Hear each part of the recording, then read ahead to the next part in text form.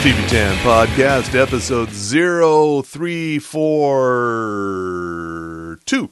That's right, 342 episodes. You are still listening to another TV10 Podcast. I am Tommy Milagro. I'm Bill Frost, and yeah, we're here. It's Sunday, November 1st, as we're recording live on the air. And we're still alive. Yeah, still here, still doing the thing. And, so. What my broadcast partner, Bill Foster, is trying to say is, hey, if you have survived Halloween, then great, you're ready for the next horror. That is going to be the elections. And if everything goes as well as it should, and I know it will, just expect that there's going to be a civil war, and then TV10 Podcast is going to change to... we are broadcasting live from the Civil War podcast, where the rights and the does are going to be fighting away. That'll be Bunker Talk. And that's our episode title right now, as we are talking. Bunker Talk is now a thing. I think Bunker Chat. We did Extension Talk last week, so this week is going to be Bunker Chat. Bunker Chat it is. Yeah. And thankfully, a lot of our listeners that are Cubic Zirconia listeners will have their bunkers all prepped up ready for doomsday. On that happy note, who were we sponsored by this week? Well, thank God, here in my little 4x5 prison slat, I have managed to secure a little bit of genius juice in the way of our good, fine sponsors, Outlaw Distillery, who brings us the spiced rum. And I decided to pair that up with a little bit of sarsaparilla. Let's see, sarsaparilla booze. From Jeremiah Weed. Oh, it's my take on a. It's not quite a pirate float, but it's pretty damn close to it. So basically, it's just an ounce of the. It's an ounce of the Outlaw Distillery spiced rum, and an ounce of the sarsaparilla liqueur. Okay. Yeah, or. You could say it's a liqueur, and then a little bit of, and top it off with a Diet Coke, because, health. Okay, sure. All right. Yes. And now you have yourselves a nice little pirate float. So, cheers. All right, cool. And, what's coming up this week? Not much besides the old election there. There are a couple things, though. We mentioned this last week, premiering on Tuesday. Stephen Colbert is doing the this is the full title of his election night special on Showtime. So okay. Try and follow along here. It is Stephen Colbert's Election Night 2020, Democracy's Last Stand, Building Back America Great Again Better 2020. That's too long. That's like Sacha Baron Cohen too long. That sounds sounds like a screamo band from the early 2000s. So what was it again? Stephen Colbert. Do I have to do it again? Yes. Stephen Colbert's Election Night 2020, Democracy's Last Stand, Building Back America Again Better 2020. I'm just going to put Stephen Colbert's election, America's Last Stand. Sure, why not? That's about as far as I'm going to featuring guests Charlemagne the God and the hosts of The Circus on Showtime, and Stephen Colbert says of the special, it's going to be a great night, although my therapist has recommended me America has to want to change. Oh, really? Is that what you're... Wait, first of all, you have a therapist, and secondly, that's what what your therapist recommended? That's probably not all he recommended. And why is your therapist not involved in our podcast, or have you warned your therapist not to deal with me? No, this is Stephen Colbert's therapist, not mine. Oh, okay. Shockingly, I have no therapist. Not yet, is what you're trying to say. Not yet. No, I think I've made it this long. I think I'll be okay. Also coming Oh, up, you're doing better than me. yeah. Also coming up this week, a premiere of a new sitcom on CBS called Be Positive. This is Thomas Middleditch from Silicon Valley, and also starring Annalee Ashford from Masters of Sex, and Heather Donahue from You're the Worst. And this is Thomas Middleditch plays, oddly enough, a therapist who was a divorced dad. He needs a kidney donor, and he runs across a woman from his past, played by Annalee Ashford. And just so happens she's a match for a kidney, and a strange friendship ensues. I don't know how this is how you get even 3 episodes out of this, but I'm guessing they're going to go for 22. We'll see. It's a Chuck Lorre thing, so of course it'll get all the episodes. Ugh, Chuck Lorre. Fine. Let's just ring this out. Yeah. So, yeah. But then again, once in a while, Chuck Lorre gets it right. I mean, Mom. Mom is probably one of the best sitcoms there are, really. It's the writing's killer. The cast is amazing. Even though we're going to be losing Lil Anna Faris. But that will be addressed on Thursday as well when Mom returns without Anna Faris. We'll see what the fuck happens there. And put on your deja vu pants here.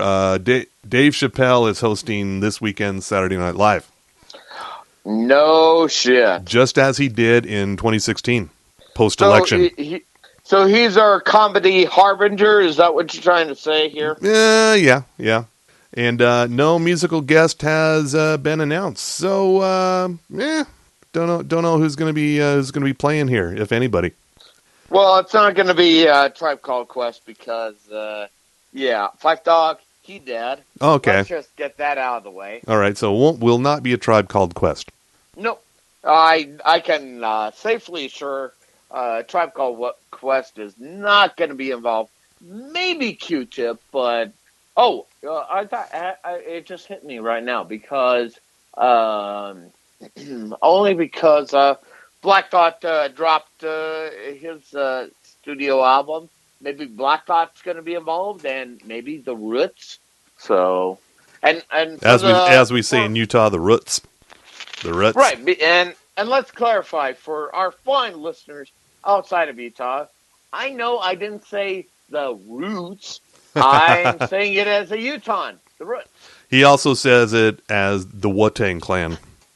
Not the Wuhan Clan, the Wu-Tang Clan. Yeah, and coming up on Sunday, we've had space comedies with Space Force on Netflix and Avenue 5 on HBO. And now we have another one called Moonbase 8 premiering on Showtime on Sunday, November 8th. This is from Tim and Eric, and also Jonathan Crystal, who ran Baskets. So you got some bizarre comedy minds at work here. This stars Tim Heidecker, Fred Armisen, and John C. Reilly as astronauts in training for a moon mission. They're training in an isolated moon base in Arizona because being in Arizona is pretty much the closest thing you're going to get to being off planet. And so it's basically a comedy about these guys going to training in a moon base, and I think they might be a little old for this, but let's just play along. And so they'll train for a moon mission. Should be wacky. Okay. Moonbase 8 should be really fucking wacky. Well, here's the question: is it going to be wacky or wacky? Somewhere in between, probably. I've seen the trailer for this. I've not seen a full episode yet, but it reminds me a lot of Baskets, minus the genius of Zach Galifianakis. It's got that kind of pacing to it. And that's where I'm just kind of going wacky versus wacky. It's wacky, lowercase with a period instead of all caps with an exclamation point. Okay. So maybe throw in a tilde for the hell of it. Awesome. Welcome to Tilde Talk. All right. And also in the news here, what little news there is, these 2 shows that premiered on Fox a few weeks ago and apparently generated almost zero buzz for being new network broadcast shows. Filthy Rich, starring Kim Cattrall, and Next, starring John Slattery from Mad Men, Roger Sterling. Both of them have been canceled by Fox. So they got 10 episodes. They're about 2 to 5 episodes in, depending on which one you're talking about. I can't be bothered to care about them. They are done for after episode 10. You will, if you're following these shows, which I doubt you are, sorry, you'll not see them again after this season. Well, two things. First, is it sorry, not sorry? Sorry, not sorry, no. I can't imagine anyone's going to really miss these because I have not really seen much buzz about these at all. I've seen some people posting and talking about Filthy Rich just because Kim Cattrall is pretty over the top in this thing, but absolutely fucking no one is talking about Next. It's about a AI gone rogue and it's out to eradicate humans. You know, fun stuff. Yeah. And here's the other question. Are they canceled because of coronavirus? Or, to quote Cardi B, they're canceled because coronavirus! They're canceled. They're canceled because no one's watching them. Both of them have scored like a 0.5 in the in ratings, which is we're talking almost legendary UPN levels there. Oh, wow. Yeah, legendary UPN / the WB ratings there, which reminds me, I was out of nowhere, very randomly, I ran across something about the WB and shows that used to run on the WB and how you can't find hardly any of them, including ones that, you can find Dawson's Creek and things like that, but for the most part, a lot of the WB's programming is just gone with the wind. I was thinking specifically of Unhappily Ever After, the WB's Married with Children ripoff, starring Nikki Cox and Bobcat Goldthwait as the voice of a stuffed bunny rabbit, a psychotic stuffed bunny rabbit. Yeah, I used to watch this show, and the only place you can find this show anymore, it's not out there officially in any form, except for if you go to YouTube. Pretty much most of the episodes are there. It ran for 5 seasons, and it's terrible, but it's funny terrible. Are you convincing me, or are you convincing other people? I'm convincing myself, but I'm going to plunge back into these episodes on YouTube and see if they hold up, because I remember enjoying it back way back in the 90s, early 2000s, whenever the hell that show ran. But yeah, I'm kind of curious to see if it's still remotely funny. Again, it sounds like you're convincing yourself more than you're convincing me. Yeah, well, I'm gonna need something to watch, so that's what I'm gonna do. And you're saying you can't find it there from the WB? Is it not on the CW, the Seed? Or? Nope, nowhere.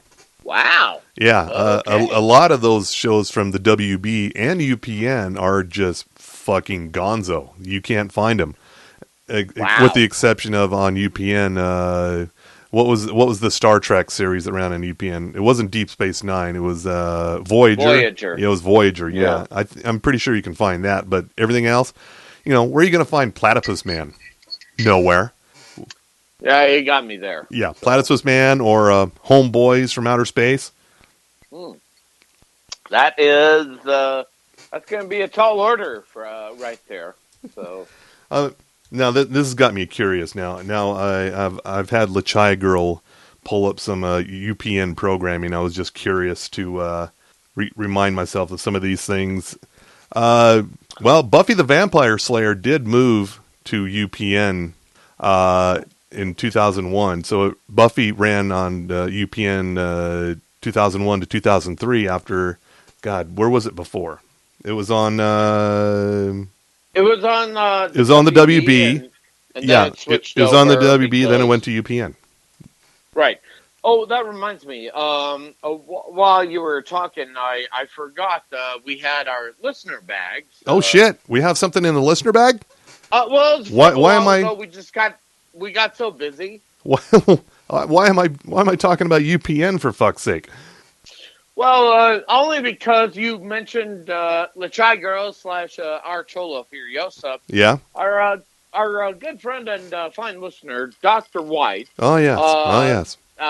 he reached out to us via Twitter at TB10 Podcast, and he writes, "Okay, so now Lashai Girl, now Lashai Furiosa is messing with me as I got to hear me, Tommy Milagros Flush, on the TB10 Podcast, and he was wondering, can we get some drink recommendations for November 3rd?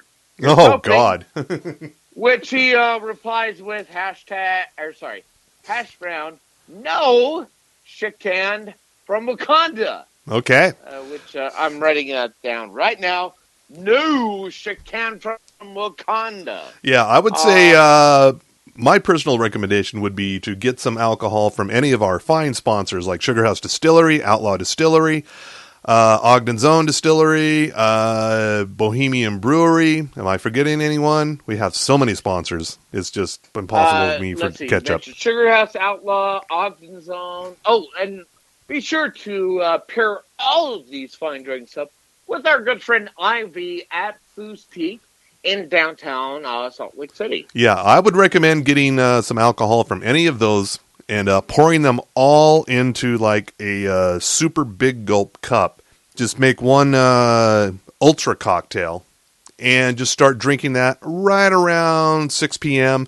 and keep going until the forgetty kicks in. But here's what I would also say on this point. If this was a normal election, I would say just keep drinking until your disappointment kicks in, which will be around 2:45. But here's are you talking? Are you talking AM or PM? Yes. Okay, fine.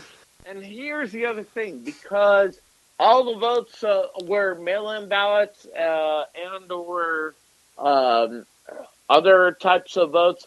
It's not going to be counted right away. I would say wait until the end of November, and then just know however you voted wrong. So right around Utah. Right around Thanksgiving, you'll just drink yourself into the Thankspocalypse, and that'll be it. Exactly. Okay. All right. Exactly. Yeah, so I remember spending election night 2016 arguing with people online because I was making light of the goings on, how the things were swaying, watching the old New York Times needle go back and forth, and so I was out there cracking some funny on the interwebs, and a lot of people did not appreciate it, and I defended myself with, look, this is the only way I'm going to get through this. It just talking shit. So don't follow, fuck off, whatever you want to do. And I would counter with that with, if you don't think that's funny, well then fine. Drink yourself stupid. You've done that very well for the last 4 years. Yeah. And may we recommend drinking stupid with one of our fine sponsors, like Sugar House Distillery, Outlaw Distillery. You get the idea. Yeah, the point is, just drink yourself stupid. Just don't drive. We're responsible that way. Yeah. But, so that's it. Nothing fancy with a cocktail. It's just go in straight, keep going. Yeah. Power through. But getting back to UPN here, this reminds me, there were actually a couple of some pretty decent shows on the UPN. One of them being Jake 2.0, starring Christopher Gorham. It was kind of a sci-fi series about a guy with a computer chip in his brain. Not Chuck. This is pre-Chuck. Yeah, so this Christopher Gorham played a computer guy who worked for the NSA who got infected with nanobots that gave him superhuman powers. Oh, gee. It was a pretty good series. Also, Grace Park was in there. And also another show, Special Unit 2, kind of a comedic paranormal show about a couple of paranormal cops in Chicago. I remember that one being pretty decent. Also, That was 2001. Special Agent Man, Secret Agent Man from 2000 was a good series as well. But when we get down into the comedies, that's not where UPN fared well. I mentioned before, Homeboys in Outer Space. No. Yeah. But also Girlfriends was a fine comedy. Ran from 2000 to 2006. But remind me again, Girlfriends is where we got ourselves our rainbow, if you will, right? Yeah. Let me look here. Starring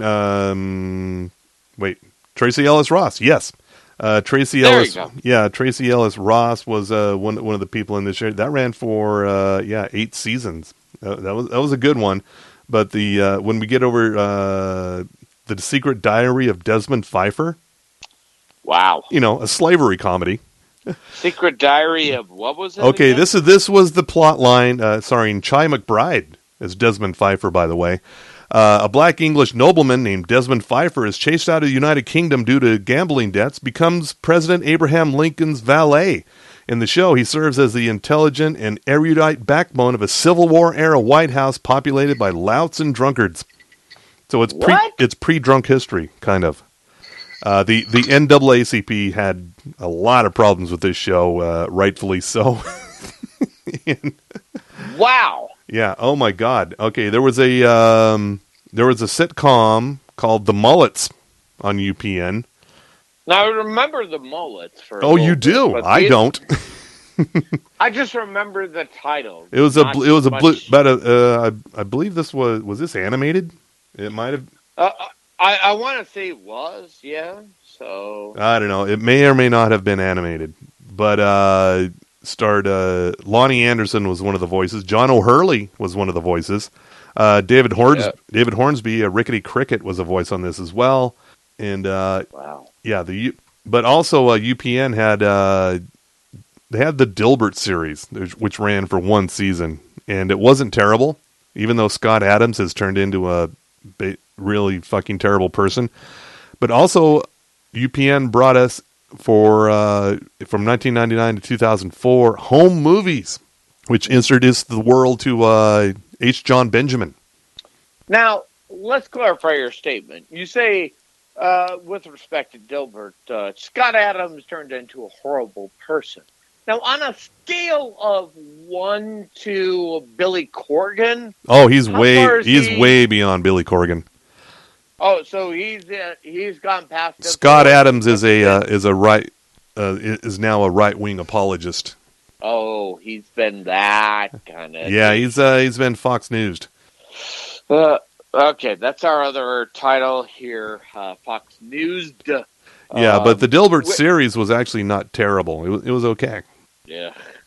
But the comic strip is good, but yeah. Yeah, the comic strip still rings true. But here, I'm going to leave off the UPN talk with this one. This was a reality dating show called Chains of Love. It chains four men and women being chained to another for 4 days and nights, and then somehow this was a reality show that was a competition of some sort, and Chains of Love. So you pair that with Desmond Pfeiffer, and you got just a fine network overall. No wonder it's no longer here with us.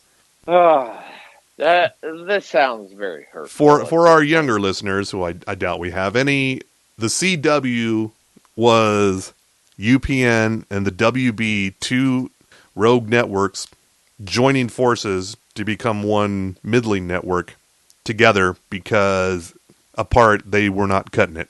It still feels very hurtful at this point. And I should say to our fine listeners at TV Time Podcast, if you're not drinking hard right now, drink harder. Yeah. Please. You need to get through this segment only because there's the other segment you got to get through. Yeah, though I'll leave it off with this. UPN did bring us America's Next Top Model, and also start WWE SmackDown. Maybe that's not the selling points, but Yeah, let's go with that. But that sounds And like a segue to me. I was going to ask if you're going to hit the music. It's sports with Tommy Milagro. Go team.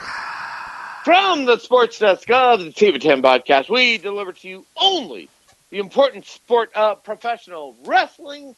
Oh my goodness, there is so much to talk about. Starting with, did I mention, Mr. Frost, that I do a little sports segment for SlamWrestling.net? Have I made Why, that abundantly clear? you should definitely mention that. SlamWrestling.net. Have you read my articles to date? Yeah. When was the most recent one? I might not be all the way caught up. Right. So the sports desk is reporting that says you called down the Thunder, Sarita. Well, now you got it. Which, if you haven't checked out episode 7 of UWN's Primetime Live, I highly recommend you really check that out. Only because that was a title match with the NWA Women's Champion Thunder Rosa going up against Serena Deeb. And now you're going, who's Serena Deeb? Well, kids, Serena Deeb did not go as Serena Deeb at the time. She was going by another name. If you remember from WWE, she was part of the Straight Edge Society, the Shaved Head Chick, which I'm going to try to pull up the name here, by the way. Do you remember that little segment so long ago, sir? Vaguely, yes. Should mention that this particular UWN airs on Fight TV, and That is absolutely correct, sir. That's the this episode latest review was posted on Wednesday, October 28th. That's right. And I should also mention Serena Deeb really has made some strides. She has stepped away. Let's clarify that. Had stepped away from WWE and wrestling in general, and then has recently come back, not only in the Mae Young Classic under her name Serena, but also now she faced off against Thunder Rosa in a title match, which, spoiler alert, saw Thunder Rosa lose her title to Serena Deeb, which is really interesting for 2 points. And this is the way I'm segueing this shit.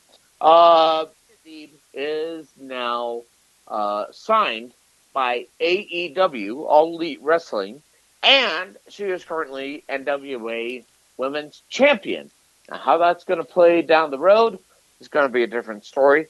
And there was speculation that Thunder Rosa was going to be going to other places since she is no longer the NWA Women's Champion. But to NWA executive producer / nutjob Billy Corgan, that is not going to be the case. Thunder Rosa is signed through 2021. Okay. So, yeah. All right. Don't read too much into that. And as far as Serena, which is interesting, even though she is signed to All Elite Wrestling, no changes for her as far as that goes. But I mention those things because it leads up to All Elite Wrestling on this Saturday, November 7th, is going to be their final pay-per-view for the year of 2020. All Elite Wrestling is going to do Full Gear, which is going to feature, among other matches here, the All Elite Heavyweight Champion Jon Moxley against Eddie Kingston in a I Quit match. And it's also going to feature, among other things, the Young Bucks going up against FTR for the tag team titles in a, as of this time, tag team title match where if the Young Bucks do not win said titles, they will not challenge for those titles ever again. I bring it up because that same something that Cody Rhodes mentioned when going up against the AEW heavyweight title. How that's going to play out is all up to your determination. But know that you can catch up on Bleached Reports. You can catch up on Full Gear on Bleached Report if you subscribe for only $49.99. Not a sponsor. And sorry, Cody Rhodes, but we tried. Please don't be a Triple H about it. We ask so little. Right, and now let's get into the other wrestling news. Let's see here. There's so many other things to mention here. So starting off with, let's see. I think I'm going to start with this. So WWE, according to WrestlingNews.co, WWE is dealing with legal dispute over Stone Cold trademark with an NFL player. That would be Kansas City Chiefs defensive tackle Chris Jones, who goes by Stone Cold Jones. And can you see the problem with this already, Mr. Frost? I think so, yeah. Yeah. So as it stands right now, WWE noted in the complaint, popularity, success, and recognition of WWE's Stone Cold marks are the direct result of the substantial time and money invested by WWE in development, marketing, and promotion of the mark. WWE Stone Cold marks are uniquely and exclusively associated with WWE and have been indelibly linked to the public's minds in an exclusive association with and an exclusive sponsorship by WWE. So what we're saying there, Chris Jones, don't fucking try. Just don't. We're saying so little of you. Also, the other thing, there's been a bit of tragedy. Did you hear about the tragedy, Mr. Frost? Which tragedy? So many to keep track of.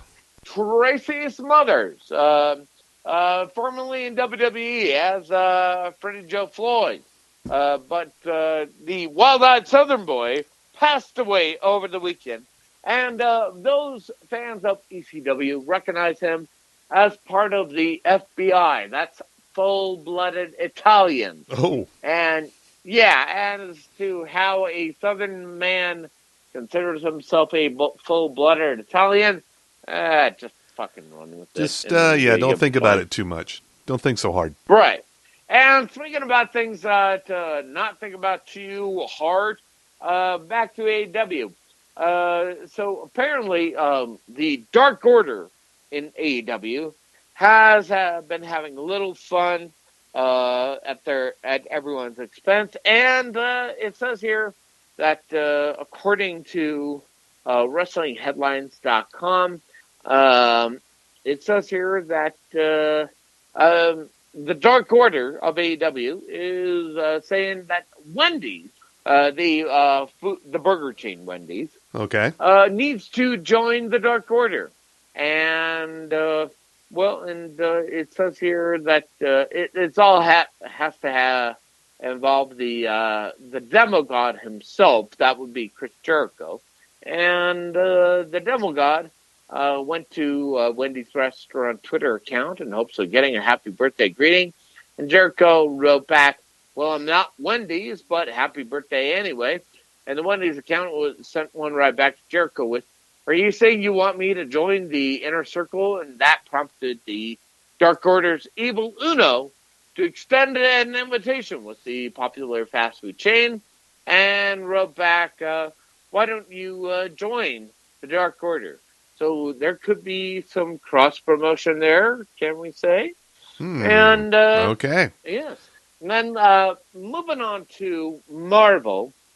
I know we haven't talked about Marvel yet with The Mandalorian. But as far as AAA is concerned, and that's AAA in Mexico, America's heartland. Yeah. Mexico, America's heartland. Love it. Fans of AAA will be able to cheer on their favorite Marvel heroes and villains very soon. AAA has announced that at AAA Mania, it will 28. It will soon be Spider-Man Arachno, and Captain America, Leyenda Americana, teaming up against Thanos, Terra Purpura, and Venom, Venenodia. And it goes on to say here, according to SlamWrestling.net, oh yeah, that's the website I'm writing for. What a Teaming coincidence! with, Yeah. right, teaming with Marvel represents the union of two fantastic worlds that house characters that public have turned into their great heroes. Therefore, it will be a pleasure to welcome you to the Lucha Libre AAA worldwide family in a successful event such as AAA Mania 28, said Dorian Roldan, General Director of Lucha Libre AAA. And finally, these last two notes here, still staying on the AAA theme here. Well, actually, through the AEW theme, I should say. Um, Jake Hager of the Inner Circle of AEW went to Bellator and as went to fight against Brandon Carlton. We should mention here right about now, if you're not familiar, Bellator MMA is Pepsi OK of MMA franchises behind UFC. Thank you very much, good sir. It's nice to know that there are other people paying attention to the sports desk. Yeah. Thank you for following that report. A little late. Well, whatever. Anyway, Jake Hager successfully, so far he is remaining undefeated in Bellator. And according to WrestleTalk.com, fight went to the judge's decision after 3 brutal and bloody rounds, and Hager was able to avoid kneeing anyone in the crotch, it says here. And more importantly, he in a split decision, Hager remains undefeated in that matchup there, and moves to three wins, 0 losses, and 1 tie. Now there will be more stories about that as it goes on, but know that the sports desk is very, very firm behind Jake Hager here. But finally, back to WWE at this point. WWE and Netflix is going to be producing a multi-part Vince McMahon documentary. Did you hear about this story? No. What the hell? So, according to F4WOnline.com, it says here, docuseries is in the works at Netflix. It was announced on today's WWE third quarter earnings call that WWE and Netflix have reached a groundbreaking deal to produce a multi-part documentary on the life of Vincent K. McMahon, who said that this will be one of the highest budgeted documentaries in Netflix history. Further details on when the documentary will be premiering weren't revealed, but it kind of goes on to say here that this documentary will be handled by, according here, Bill Simmons, who is an executive producer on the documentary, and Chris Smith, who directed Netflix's Fire Festival documentary. Oh, okay. Will direct the. All right. You know how good it's going to be. Will direct the McMahon documentary, and Smith and WWE Studios will also be producers. Simmons is a lifelong professional wrestling fan who was key in getting HBO's Andre the Giant documentary made. HBO Sports partnered with WWE for that documentary, and Simmons was a producer on the project. So what we're saying is, as the way the world is turning, a lot of the world is starting to become more and more professional wrestling. And know that no matter what you see, whether it's 30 for 30, or if it's on the WWE, or even on Netflix, be aware it's sports. It's sports at Tommy Milagro. Go team. So much sports. So much So much sportsing, yeah. sportage. Yeah, so we're gonna leave it off here with recommendations for your TV viewing pleasure. I have two.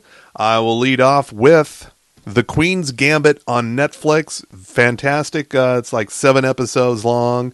Anya Taylor-Joy is fucking fantastic in it. It's about it's from a novel. I think I mentioned this. When we mentioned this before. I said it was set in the 80s. It's actually set in the late 50s and into the 60s. It's based on a novel from the 80s, and Anya Taylor-Joy plays a young chess prodigy who it follows her from 8 to about 22, becoming a female chess champion within the pretty much the boys' club of late 50s, early 60s chess championships. They took that shit seriously, and I guess they still do. And but along the way, she turned into a bit of an alcoholic and a drug addict, and so drama ensues. It's a really killer series. And also the new season of The Mandalorian on Disney Plus. First episode of the second season. Pretty fucking action packed. Very cool. And good old Timothy Olyphant shows up. Well, and I should also mention that Leguizamo also showed up as well. Yeah. And what did you think about the first episode? Quite enjoyed it. It was very action packed, and got Timothy Olyphant. You could do no wrong with him as a guest star. Well, the thing was, and it should have tipped me off right from the word go, when they titled the episode "The Marshal," because we know Timothy Olyphant from Justified as U.S. Marshal. Yeah. That should have been the big hint. But the thing that really surprised me was John Leguizamo in makeup in The Mandalorian. And most importantly, we should point out that certain Star Wars, shall we say, armor really features heavily into this episode. Oh, yeah. Spoiler alert. Oh, yeah. Anything you want to recommend to the people out there that should be watching harder that we haven't mentioned thus far? I would say The Mandalorian is the big one, and I know some of you kind of missed out on Archer. If you have, you should be ashamed of yourself. Watch that a little harder. Yeah, catch up on season 11. It was only like 8 episodes. It's should be on all of it on Hulu now. The FX on Hulu deal and there. more importantly, I'm only mentioning that Archer because Pickleback was featured very prominently. Pickleback. Oh, that'll be next week's drink, by the way. And anything else you got to watch harder. Yeah, anything you really need to watch harder. Actually, we should say this because tragedy. Oh, tragedy. Sean Connery. Oh, Dad. Yeah, TV's Jeopardy champion. Yeah. No. Let's not go down the SNL hole. Let's, if we want to go down the SNL hole, it's only because Scarlett Johansson and Colin Jost got married. That's not the reason we're bringing this up. No, we are bringing it up because Sean Connery of the 007 movies, from Dr. No all the way up to Diamonds Are Forever, and even including to Never Say Never Again, and great bon mots like the Highlander and also The Rock. Don't forget Zardoz. Thank you. I was about to get to that point. Those are things you should watch. Now, why would we mention Sean Connery, who's been in movies? Only because on Pluto.tv, which has the 007 channel, is where you can where you can see Sean Connery in all his motherfucking toupee glory, which on a scale of 1 to William Shatner, was on point, I will say. And also, he won an Oscar, which is a lot more than William Shatner ever did. Yeah, So fight me on that. I will highly recommend looking up Zardoz from 1974, a little sci-fi oddity starring Sean Connery, basically wearing the Borat thong. And please let us not forget the little Bon Mot in Time Bandits, where he was King Agamemnon. Yeah, there was that too. Yeah. Yeah, and let's see. Oh, and you're kind of going, but how does this relate to TV? And I answer, you insipid troglodyte. He has been featured in a lot of TV prior to his breakout role as James Bond, such as, and I'm looking this up right now at imdb.com. He was in, among things, Hell Drivers and BBC Sunday. What was it here? BBC Sunday Night Theater. And let's see, he was also in this is my favorite, the Jack Benny program. And let's see, he was also in Dixon of Doc Green. So, yeah. Yeah, but just know that all movies are now on TV anyway. Just try going to a fucking theater, okay? You're not going to go see a Sean Connery movie in a theater right now. You're going to watch it on your fucking TV, so take that, film critics. Yeah. Oh, is that directed at anybody in particular? No, it's just my my ongoing bemusement of, like, now film critics are now reduced to reviewing and previewing things on television. So beneath them, but now that's the way it is. TV is it, baby. Now, I'm only directing this to our good fans at TV Town Podcast. If you were watching on the Teddy Bear Nanny Cam, that's for you cubic zirconia figures. And as we're zooming in at the first basement where Bill Frost is located, can you show us on the other Teddy Bear Nanny Cam, Mr. Frost, where did the movie critic touch you? It's okay. I have a lawyer involved. We can make this work for you. Oh no, I'm just saying that movie critics got their heads up their own asses a little too much, and it's about time they realize the power of TV. I'm running this down among our other titles. The power of TV. Sure, why not? The power of TV compels you. Yeah, so the power of TV compels you. Yeah, so we're gonna wrap up episode number 0342, Bunker Chat, and we want to thank Outlaw Distillery for the rum and also our other sponsors. Take it away. Yes, sir. That would be our good friend Sugar House Distillery, and that would be also Ogden's own distillery, the fine purveyors of Madame Patarini Gin, the fine purveyors of Five Wives Vodka, the fine purveyors of the Underground, and of course Portage Fire, as we mentioned. But also, if we should also mention, Tip Town Podcast is sponsored by Pallet and Pallet and Pallet and Pallet of beer, courtesy of Bohemian Brewery, which is keeping Mr. Bill Frost a lot more sane in his own bunker. But know this. Yeah. Know this, you fine listeners of TV 10 Podcast. You should reach out to our good friend Ivy at Booze Peak in downtown Salt Lake. Yeah. If you want to find out ways of how to make your little beverages a little bit, shall we say, TV 10 podcast-esque. Sure, all right. Yes. But more importantly, no matter which distillery, which brewery you go to, and not even which boutique you go to, wear a goddamn mask. How fucking hard is that? Yeah, so on that note, good night, America. And let's, because I know that Dr. White is listening especially hard. Well, he'll be listening in several weeks from now, probably. Well, he has to listen a little harder Because, oh, look, did you hear that? Did you hear that, sir? I am jiggling that handle because this episode is ready to flush.